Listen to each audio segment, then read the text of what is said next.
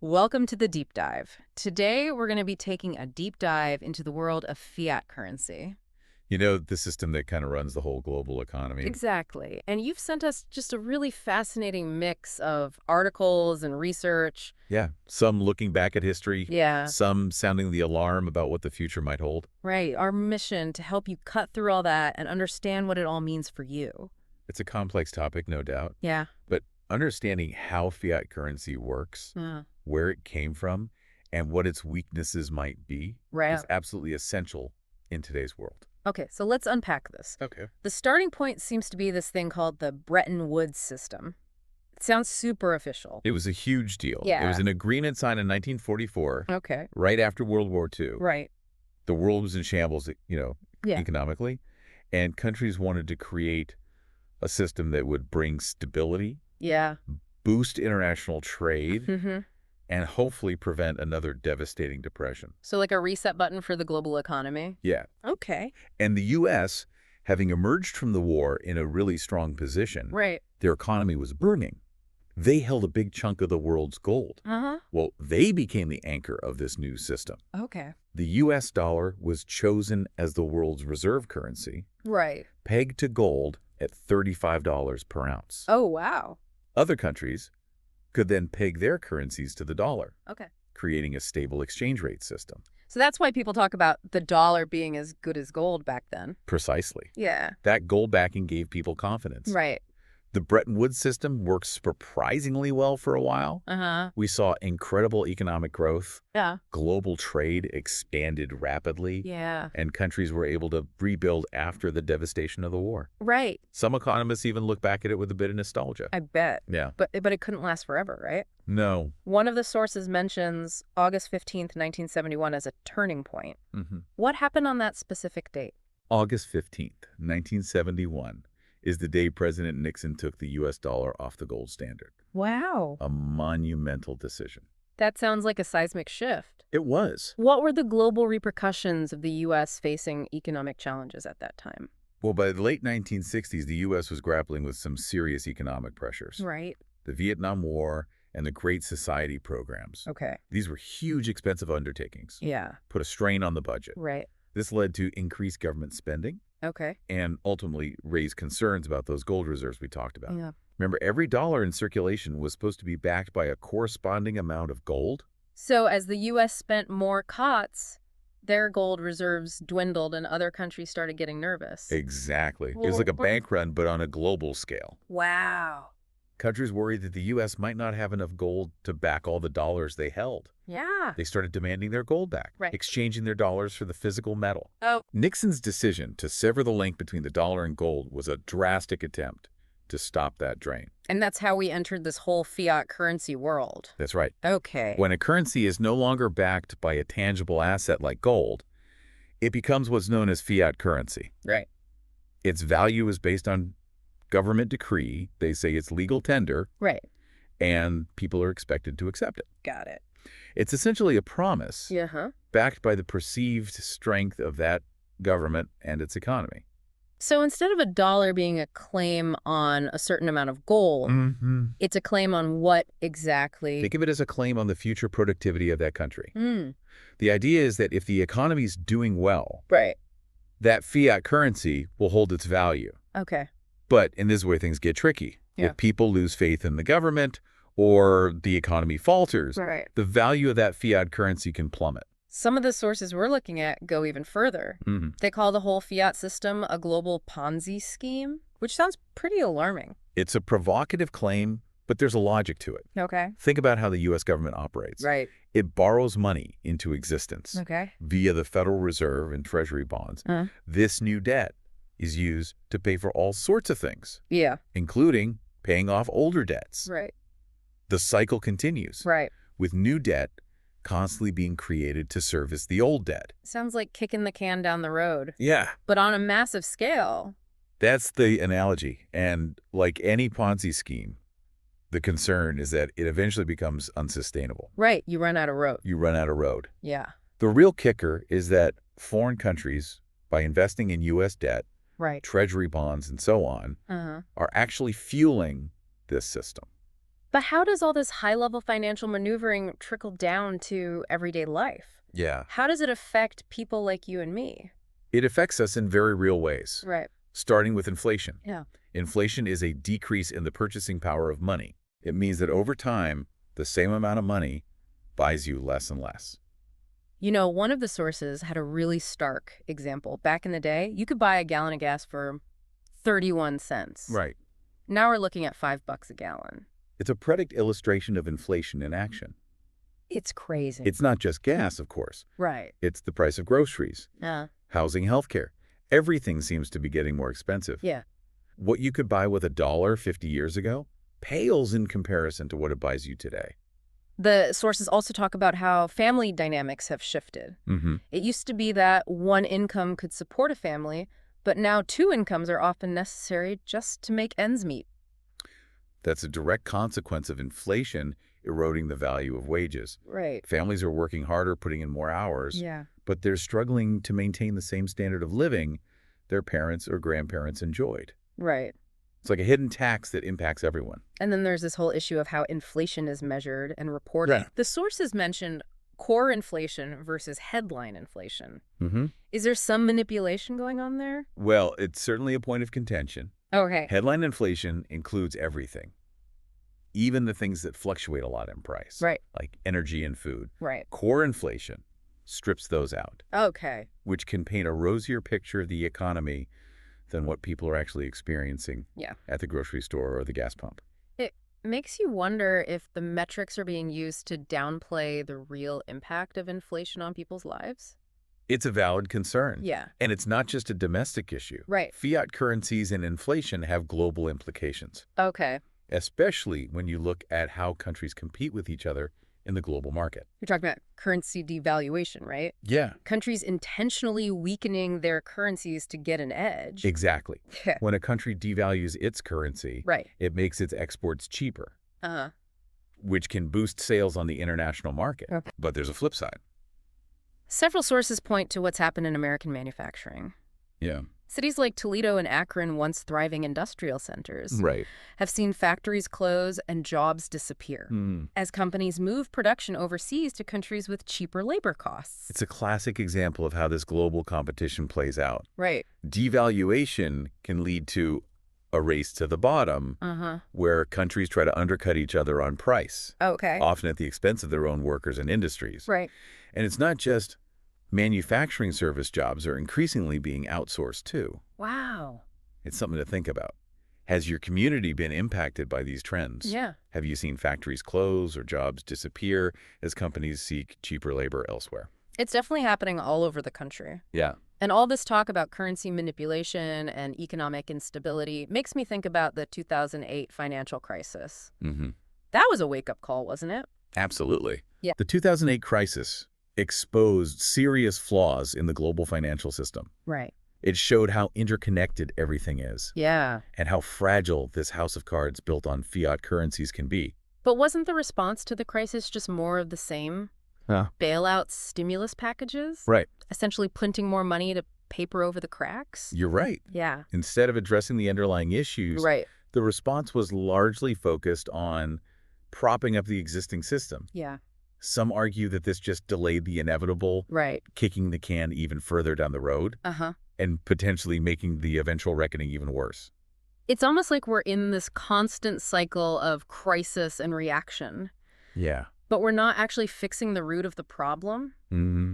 And then on top of all that, some of the sources allege that there's deliberate manipulation of the price of gold.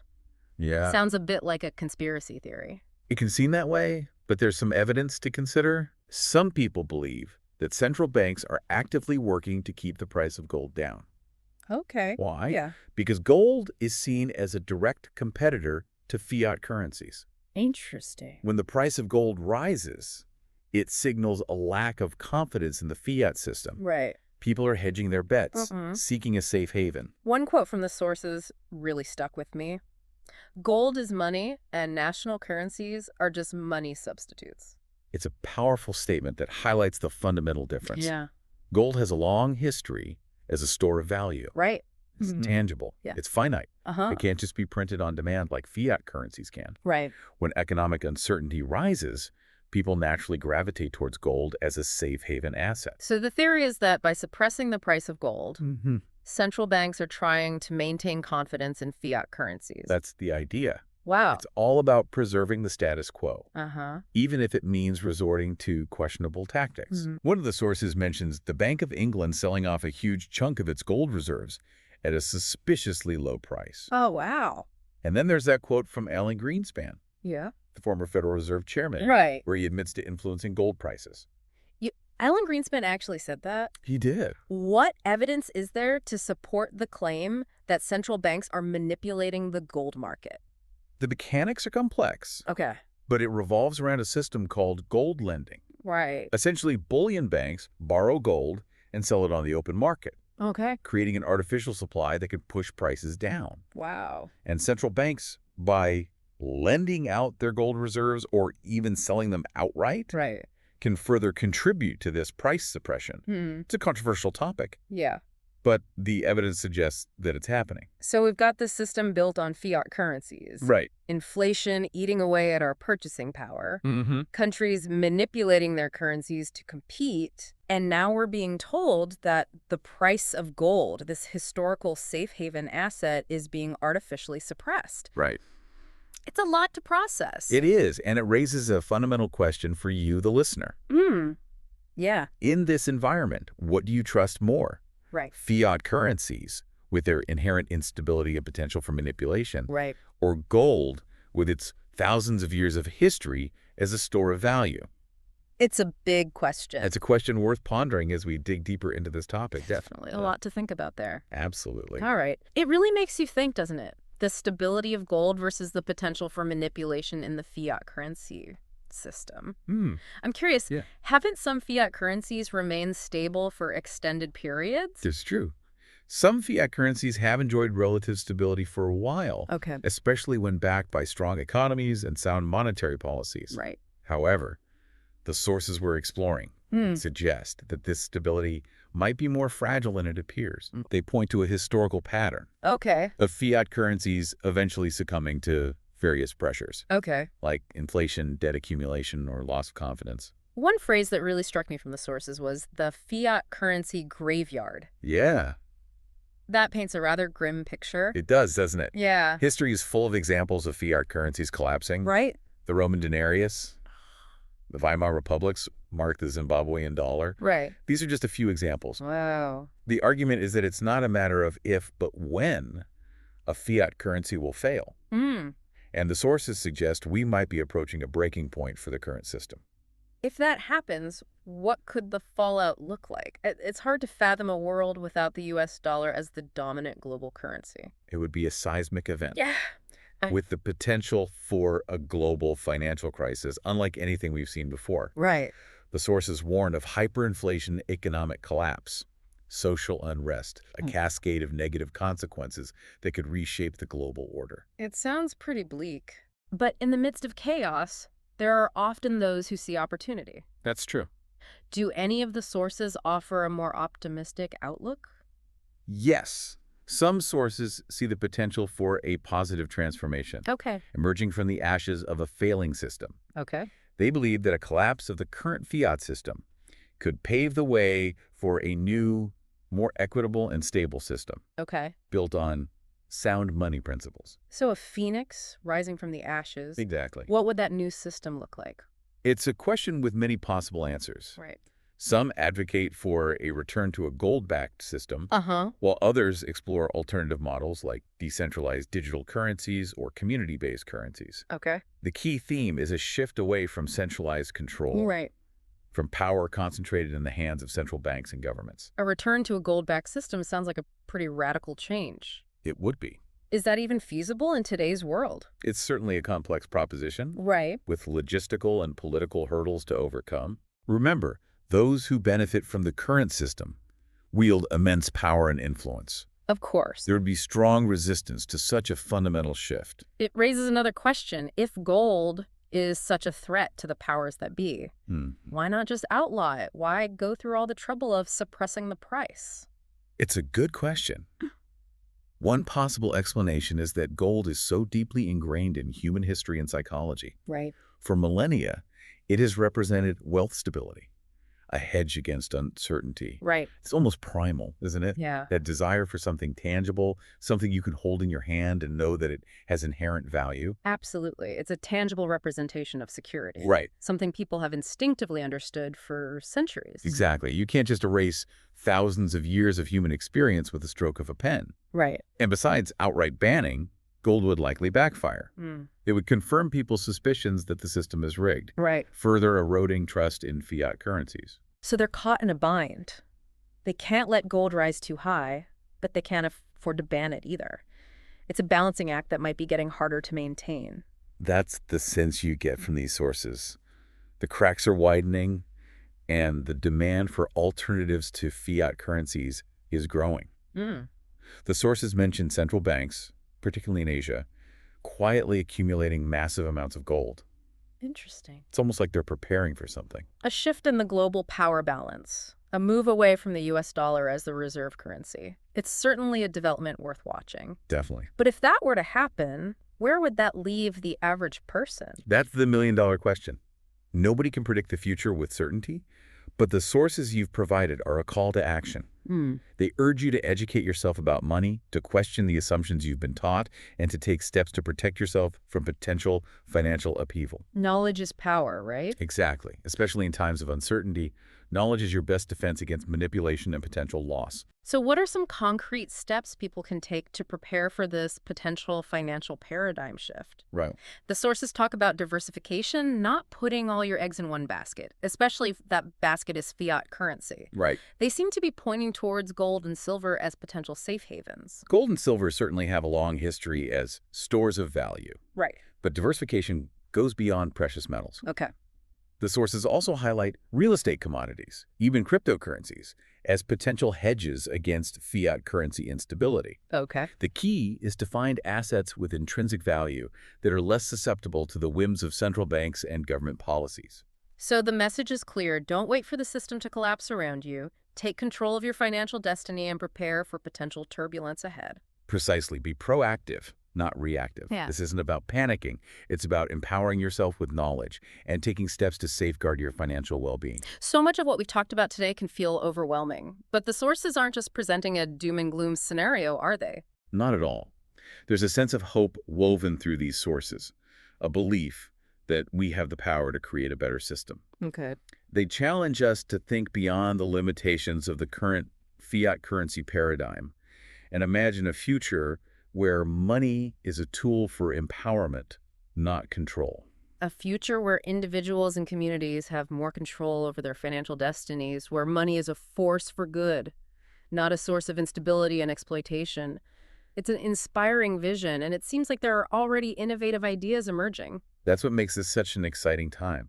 We're witnessing a convergence of technological advancements, shifting social values, and a growing awareness of the flaws in the existing system. The sources point to cryptocurrencies as one example of how technology is being used to create decentralized, transparent financial systems that operate outside the control of traditional institutions. Cryptocurrencies are certainly a hot topic, but they're still in their early stages. Are there other innovations out there that might play a role in shaping the future of money? Absolutely. The sources point to a broader movement called decentralized finance, or DeFi. Okay. Which is using blockchain technology to build a more open, accessible, and equitable financial system. Okay. Think of it as a parallel financial universe where anyone can participate regardless of their location or background. Right. It's still evolving, but it has the potential to disrupt the status quo in a major way. It sounds like we're on the cusp of a truly transformative period, a potential paradigm shift in how we think about and interact with money. And this deep dive has been an incredible journey so far, from the post-war stability of Bretton Woods to the emergence of these new decentralized financial systems. It's clear that we're living in a time of unprecedented change. It feels like we're kind of standing at a crossroads, with the old system showing its cracks and these new ideas bubbling up. But all this talk about financial systems and paradigms, it can feel kind of abstract, yeah? What does it actually mean for the average person? How can we prepare for this potential financial revolution, this shift toward a new way of thinking about money? It's a great question, and it's where the rubber meets the road. The sources you provided offer some pretty practical advice for navigating this changing landscape. Okay. First and foremost, they emphasize the importance of staying informed. Right. Keep learning. keep questioning, and don't be afraid to challenge conventional wisdom about money and finance. So don't just accept what you hear from the talking heads or read in the headlines. Exactly. Yay. Be discerning about your sources of information, and be wary of anyone claiming to have all the answers. Right. This is a complex, evolving space, and there's a lot we're still learning. The sources also seem to encourage a sense of openness to new ideas. It sounds like they're saying, don't get stuck in old ways of thinking, Right. especially when the financial landscape is changing so rapidly. That's right. The future of money might look very different from what we're used to. So it's important to be adaptable and open to exploring new possibilities. Right. What seems like a fringe idea today could become mainstream tomorrow. But it's not enough to just sit back and observe, right? The sources seem to be urging people to take action, to get involved in shaping this new financial future. Absolutely.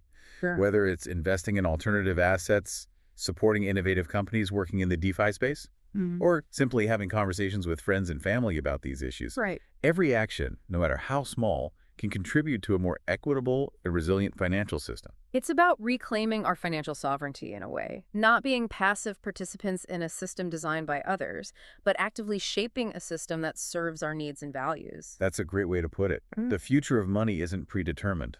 We have the power collectively to choose the path we want to take. This deep dive has been a real eye-opener, taking us from the historical foundations of the current system to the potential for a truly revolutionary shift. We've explored the fragility of fiat currencies, the allure of gold, the emergence of cryptocurrencies, and the potential of decentralized finance to create a more open and equitable financial world. What a journey. The sources you provided paint a complex, sometimes unsettling picture, but ultimately they leave us with a sense of hope and possibility. Yeah. We're living in a time of extraordinary change. Yeah. And while there are risks ahead, there are also tremendous opportunities to build a better system, one that empowers individuals and fosters a more just and sustainable future. So as we wrap up this deep dive, I want to leave you, the listener, with a final thought to ponder. What if this isn't the end of money as we know it, but rather the beginning of something truly extraordinary? What if we have the power to create a financial system that is not only stable and secure, but also just and equitable? A system that empowers individuals and communities rather than concentrating wealth and power in the hands of a select few. It's a challenge worth embracing. It really is. Yeah. Absolutely. It's a challenge that requires us to stay informed, to be open to new ideas, and to take action. Right. The future of money is in our hands. It really is. So stay curious, stay engaged, and keep diving deep. Couldn't have said it better myself. Thanks for joining us for this deep dive into the world of fiat currency.